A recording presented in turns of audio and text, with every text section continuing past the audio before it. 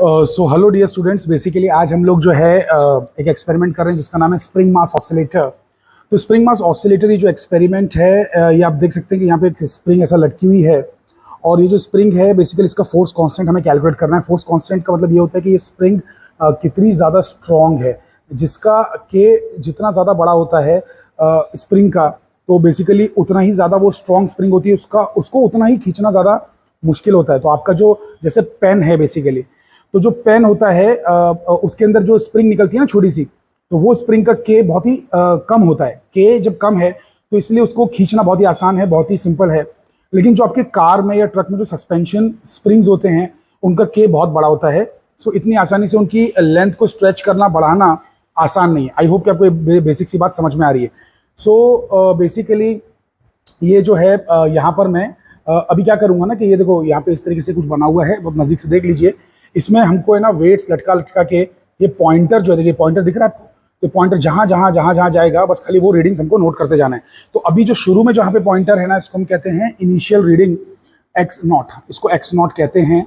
तो ये 14.4 नज़र आ रहा है मुझे, 14.5 से जस्ट ऊपर है ना, तो इट विल बी 14.4। जो कम वाला है वो आपको लेना होता है। सो 14.4 है ये, ठीक है। तो मैं इसको अभी नोट कर ले रहा हूँ सबसे बेसिक वाली रीडिंग। तो कौन सा एक्सपेरिमेंट कर रहे हैं हम लोग, ये देखिए।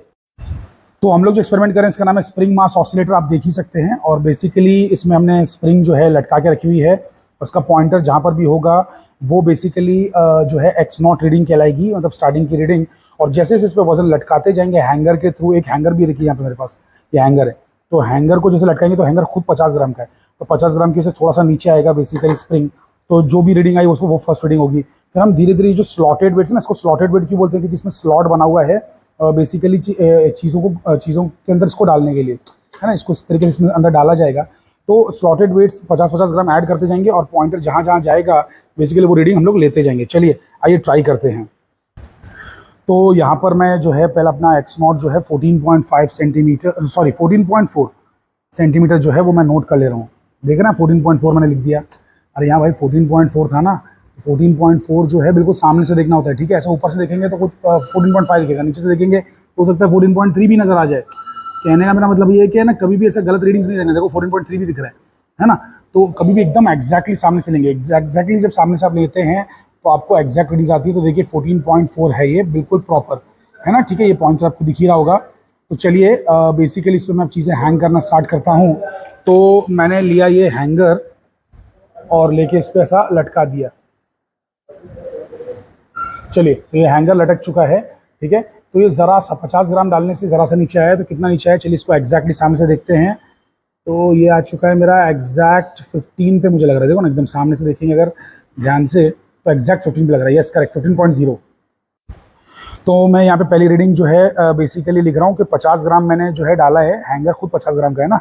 और मेरी जो अभी जो रीडिंग आई है वो कितनी आई है 15.0। और यहाँ पे क्या बोले मालूम है कि मतलब मास लटकाने की वजह से जो डिस्प्लेसमेंट हुआ है ना, अरे गिवन मास की वजह से, गिवन मास क्या है 50 ग्राम, तो 50 ग्राम लटकाने की वजह से जो डिस्प्लेसमेंट हुआ है वो लिखना है। तो x माइनस एक्स नॉट करना है, तो 15 माइनस 14.4 करना है। 15 माइनस 14.4 यानी कि ये 50 ग्राम लटकाने से 0.6 सेंटीमीटर जो है वो सरका है नीचे, ठीक है। चलिए अगला वाला हम लोग लटकाते हैं। तो बेसिकली ये है आपका कितना 100 ग्राम्स। 100 ग्राम्स कैसे हो गया ये 100 ग्राम्स कैसे हो गया 100 ग्राम्स इसलिए हो गया बिकॉज जो अपना हैंगर है, ये हैंगर खुद 50 ग्राम का है। और 50 ग्राम का आपने क्या डाल दिया इसके अंदर वेट डाल दिया ना 50 ग्राम का। 50 ग्राम का स्लॉटेड वेट डाला है कि नहीं डाला है। तो 50 ग्राम का जब आपने स्लॉटेड वेट डाल दिया तो बेसिकली पॉइंटर नीचे आ गया। और पॉइंटर आपको कितना दिखाई दे रहा है देखिए, ध्यान से देखिए। तो it is showing you somewhere around 16.3। तो 16.3 अपनी रीडिंग आ रही है, 16.3 है ना, बिल्कुल सामने से देखना होता है। तो 16.3 आ रहा है। चलिए 16.3 को हम लोग नोट कर लेते हैं। तो 50 ग्राम तो ऑलरेडी उसका हैंगर का था ही, 50 मैंने और ऐड कर दिया, ये बन गया 100। तो 100 पे अपना जो रीडिंग हुआ है 16.3 हुआ है। तो 16.3 बेसिकली इसको माइनस करना है एक्स नॉट से, 14.4 से माइनस करना है, ठीक है। तो ये मेरा कितना आ रहा है 1.9 आ रहा है, 1.9। तो 1.9 सेंटीमीटर, ठीक है। अरे समझ पा रहे हैं कि नहीं समझ पा रहे हैं भाई, 16.3 है ना, 16.3 तो और ये 1.9 है, ठीक है, परफेक्ट। चलिए और थोड़ा सा अभी आगे बढ़ते हैं। अब ये मैं डाल रहा हूँ एक और 50 ग्राम। तो बेसिकली इस तरीके से ये अब पूरा टोटल मिला के 150 ग्राम हो चुका है, 150 ग्राम। और पॉइंटर थोड़ा नीचे आ चुका है, इसे थोड़ा रुकने दीजिए, तो इसके रुकने में मैं मदद कर रहा हूँ। ठीक है, अब देखिए अब रीडिंग कितनी है, तो अभी आप देख सकते हैं इट इज समवेयर अराउंड 18.2 और सो, है ना, 18.2 या 18.2 it is. So let's right it 18.2। सो 150 ग्राम के लिए मुझे आया है बेसिकली 18.2 में से 14.4 माइनस करके यहाँ लिखना है। तो ऐसे करके मैं अभी सारा लिख दूंगा, अभी मैं कैलकुलेशन करते नहीं बैठ रहा हूँ, अभी पहले सिर्फ रीडिंग्स निकाल दे रहा हूँ। अच्छा लिसन, यहाँ पर है ना एक्चुअल में एक्सपेरिमेंट में तो बोला है कि ना कम से कम 100 ग्राम ऐड करो, लेकिन हम 50 ही कर रहे हैं। इट्स ओके, आपकी मर्जी, आप 100 करें या 50 करें या 150 करें, लेकिन जो भी कर रहे हैं वो कांस्टेंट कीजिए। ठीक है, तो मैं 50 ग्राम से कर रहा हूँ यहाँ पे। ठीक है, तो 50 ग्राम से मैं ऐड करते जा रहा हूँ, तो मैं 50 और ऐड करूँगा। तो बेसिकली अरे आप देखिए यार, मैंने आपको दिखाया नहीं था कि 50 है, देखो उस पर कहीं तो लिखा होगा, हाँ देखो लिखा है ना 50 ग्राम यार, नीचे जी बना हुआ है, जी मतलब ग्राम और ये 50 ऊपर। ठीक है, तो 50 ग्राम का है, ये स्लॉटेड वेट है। स्लॉटेड क्यों नाम है, क्योंकि बेसिकली इसमें आप स्लॉट देख रहे हैं ना, स्लॉट इसमें डालने के लिए, इसलिए इसका नाम स्लॉटेड वेट है। तो ये जो है मैं इसमें डाल रहा हूँ इस तरीके से। अब ये हो गया मेरा 200, तो 200 पे मेरी रीडिंग, एक सेकेंड थोड़ा इसको रुकाते हैं, रुक जा भाई रुक जा। तो 20.3 आ रहा है ना, 20.3 अप्रॉक्स या 20.3 या 20.3 it is. So let's write 20.3। So basically we are getting 20.3 बराबर, किसके लिए, 200 ग्राम के लिए। चलिए और बाकी रीडिंग्स मैं ले लेता हूँ। ठीक है, आपको नहीं दिखाता हूँ, जस्ट ले लेता हूँ मैं। तो ये देखिए मेरी बेहतरीन रीडिंग्स आ चुकी हैं, 250 पे 22.4 और 300 पे 24.6। ये देखिए 300 पे रखा हुआ है लास्ट, ये लास्ट रीडिंग है मेरी। सो 24.6 के आसपास है, थोड़ा सामने से देखना होता है, तो 24.6।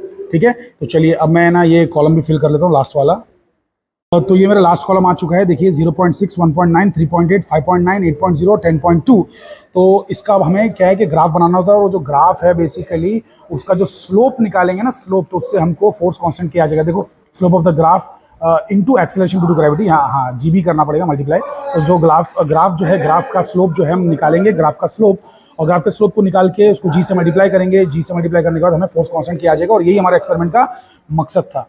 तो चलिए, तो बेसिकली इसको जो है हम लोग ग्राफ बनाते हैं फटाक से। तो मेरे प्यारे प्यारे अकल के पुतले बच्चों, ज़रा ध्यान से देखो।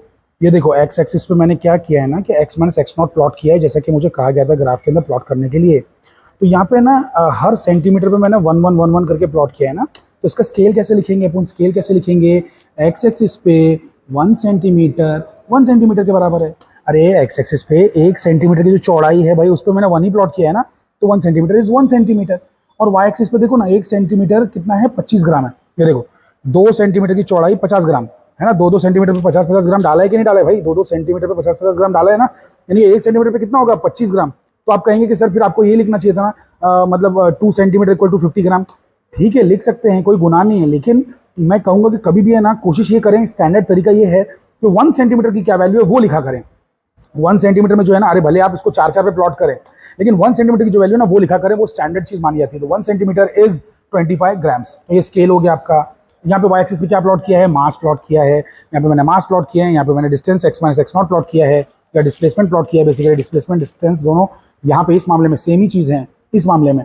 तो बेसिकली डिस्प्लेसमेंट मैंने प्लॉट किया है, और मैंने प्लॉट किया है मास। ये देखिए यहाँ पे ग्राफ में दिया भी है कि आपको वाई एक्सिस पे मास डालना है और एक्स एक्सिस पे डिस्प्लेसमेंट डालना है, x माइनस एक्स नॉट। देख पा रहे हैं कि नहीं देख पा रहे हैं, यस। तो बेसिकली चलिए अब इसको मैं पॉइंट्स को प्लॉट भी कर देता हूँ फटाफट। तो मेरा जो पहला पॉइंट है वो है 0.6 वर्सेस 50 ग्राम्स, है ना। अरे भैया 0.6 पे 50 है ना, 0.6 पे 50 तो किधर आएगा, 0.6 पे 50, एक सेकेंड, ये 1 है, तो हर एक लाइन कितनी रहेगी, 0.1 रहेगी ना। तो ऐसे 6 लाइन्स पे जाओ, 6 लाइन्स। अरे ये बीच वाली 5 लाइन है भाई, 5, तो छठी लाइन पे जाओ, छठी लाइन जैसे उसके बाजू वाली। अरे अकल के पुतलो, छठी लाइन दिख रही है, ये 0, फिर 1 2 3 ऐसे करते करते करते 6 लाइन है ना, तो 0.6 हो जाएगा, 0.6 पे 50 आना चाहिए। तो 0.6 पे 50 का मतलब है ये वाला पॉइंट। तो इस पॉइंट पे पहला पॉइंट बन गया। अब दूसरा पॉइंट किधर है, दूसरा पॉइंट है मेरा 1.9 वर्सेज 100, 1.9 वर्सेज 100। तो 1.9 बोले तो ये 2 के जस्ट पहले रहेगा, है ना, 19 वर्सेज 100। सो इधर 19 वर्सेज 100, तो 1.9 वर्सेज 100। ठीक है, ये वाला लाइन हो गया। चलो ऐसा मतलब पॉइंट हो गया, सॉरी। वैसे ही 3.8 वर्सेज 150। तो ऐसा करके मैं सब बनाते आ रहा हूँ। 3.8 किधर आ गया भाई, 4 से 2 पहले, 40 से 2 पहले, 38 लाइन, 38 150, 38, हाँ ये आ गया 38, ये वाले वाला। तो 38 और 150। अबे समझे क्या नहीं समझे, 38 पे 150। तो ऐसे करके मैं सब प्लॉट कर लेता हूँ, आपको नहीं दिखाता हूँ, ठीक है। तो ये देखिए सारे खूबसूरत पॉइंट्स मेरे आ चुके हैं, बिल्कुल कितने परफेक्ट लाइन में आ रहे हैं। तो ये एक्सपेरिमेंट बहुत ही बचकाना है, मुश्किल से आधे घंटे का एक्सपेरिमेंट है।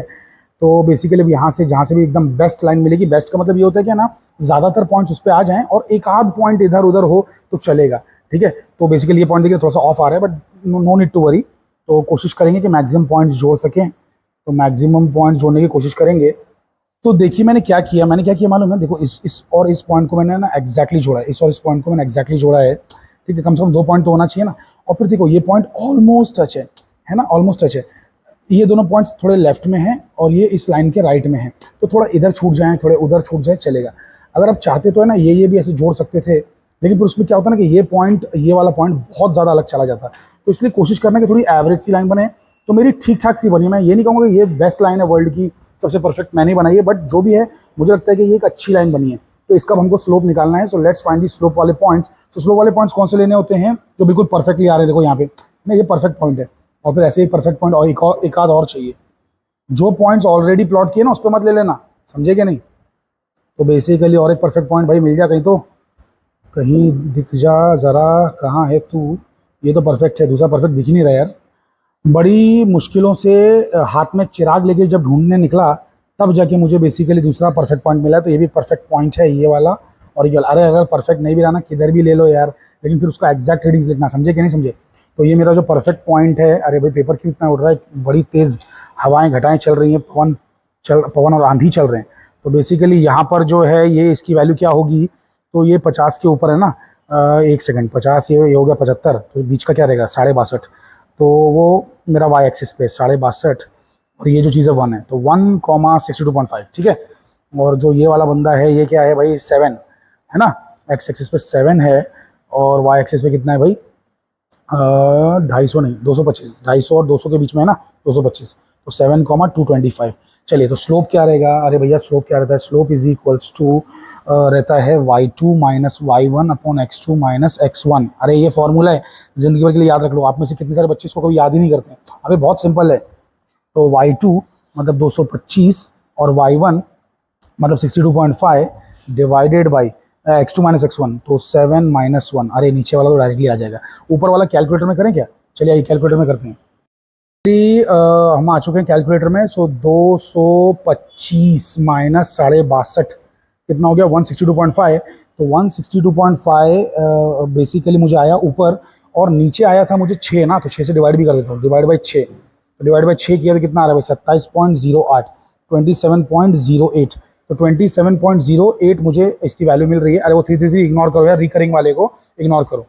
तो 225 माइनस 62.5 किया तो मुझे साढ़े नहीं 162.5 आया था, 162.62। एंड उसके बाद में नीचे 6 था तो डिवाइड करने का 27.08 आया है ना। ये तो स्लोप आ गई। अरे भैया ये तो स्लोप आ गई, अभी ये कैलकुलेशन बाकी है। अरे क्या क्या चल रहा है भाई, क्यों इतना उड़ रहा है। ओके, तो बेसिकली फोर्स कांस्टेंट की जो वैल्यू है वो कैसे निकालेंगे। फोर्स कांस्टेंट के इज इक्वल्स टू जो मैं 27.08 स्लोप आई है ना भाई, और ये एक्सेलरेशन ड्यू टू ग्रेविटी कितना रहता है, इट इज 980।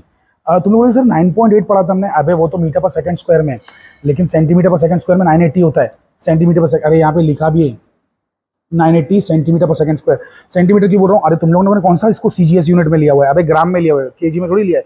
तो ये ग्राम में, तो ये सेंटीमीटर में लेना पड़ेगा कि नहीं पड़ेगा। तो बेसिकली जो फोर्स कांस्टेंट है वो इन लोग दोनों के मल्टीप्लाई करने से आएगा। तो 27.08 और 980 हमको मल्टीप्लाई करना होगा। तो 27.08 इंटू 980 ये मिल गया हमें 26,538 है ना, मेरी हिंदी ठीक ठाक है। सो 26,538 ये फोर्स कांस्टेंट है। तो बेसिकली इसको मैं लिख ले रहा हूँ, ठीक है। तो फोर्स कांस्टेंट वैसे आपको पता है ना क्या होता है, अरे आपने ये तो सुना होगा ना Hooke's law. So F is equals to minus k x. तो अप्रॉक्सीमेटली अगर मैं इसको इसका अगर मैग्नीट्यूड लूँगा, वैल्यू मैग्नीट्यूड निकालूंगा खाली फोर्स का, तो ये माइनस साइन हट जाएगा ना, तो माइनस साइन हट जाएगा। सो के होता है आपका बेसिकली F बाई एक्स।